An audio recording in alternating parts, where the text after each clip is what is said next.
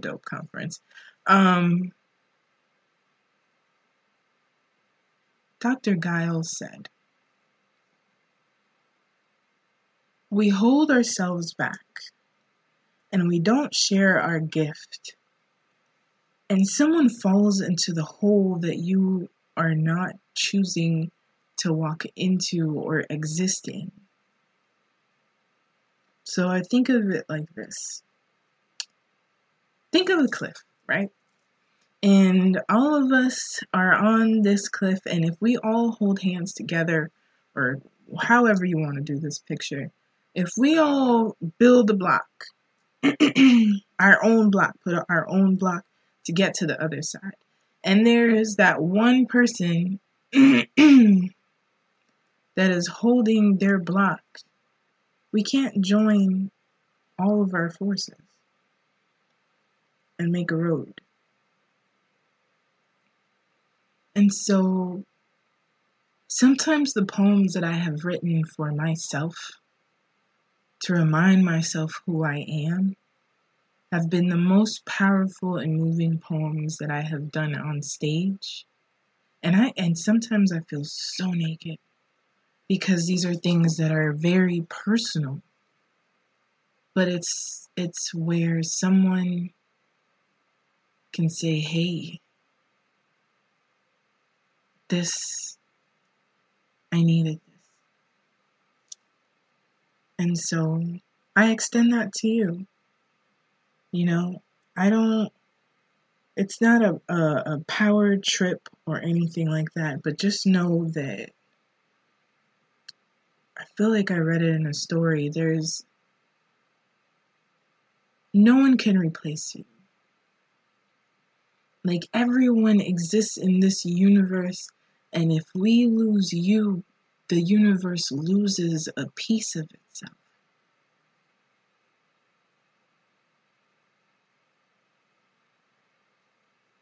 Everyone creates this web of dopeness, for lack of a better word. And so I just envision things that are bigger than you could ever create, that you think that are impossible. See yourself and, like, if there were no restrictions whatsoever, what does that feel like? What does that look like? Memorize that in your bones and work on it little by little and see what happens. I think we officially know that the concept of time is a social construct. And do that with what you will, right? But if you believed in yourself and all of the doubts that you have, you said, yeah, all right, that's cool, thanks. Hit me up later as I work on what you're telling me is impossible. And see what happens. So I leave you with that thought. And I will definitely re-listen to this because I know that what I say to others is usually what I need to hear for myself. I'm working on creating content for Patreon, waiting for additional patrons. And what is Patreon for? I'm creating, I have an ebook that's pretty much ready to go. I just have to piece it together. It's more on the inspirational poetry side versus my book, Soliloquy of an Ice Queen, where that's a little more on like heartbreak and healing. And I want to create worksheets in different things. And it also helps me keep going. It helps me keep creating episodes and monetizing the ability to continue podcasting. And there's some pretty dope um, benefits. I finally opened up my store, and just check it out. It's a merch shop.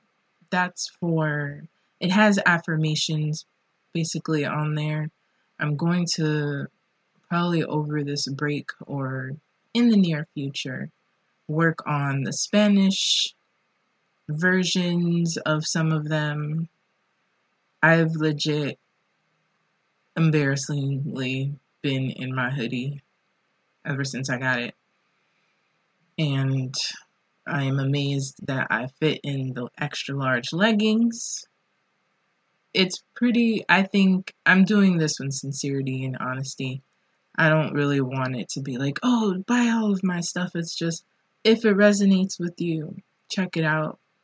The freest thing that you can do to support me if you enjoy the show is share the show with somebody, share any of my links. And for the next season, I feel like we're going to have some pretty interesting content. I've been holding a perfectionism episode in my mind for a while, and I think I'm going to study on that one. I think I'm going to study a little bit more and, to see where it comes from, what it stems from. It's like there's a lot of stuff we know, but we need more information about to discuss. And maybe a root chakra episode. We'll see. So check out Patreon. Check out any previous episodes if you haven't heard all 38 of them. I think we're going on to 38. As always, I appreciate you listening. Definitely hit me up on Instagram. It will be a month break. I'll be back on in the beginning of July. And for now, enjoy your 3-day weekend, if that is what that is to you, or enjoy your time. Make sure to take time for yourself. Please reach out to somebody if you are struggling.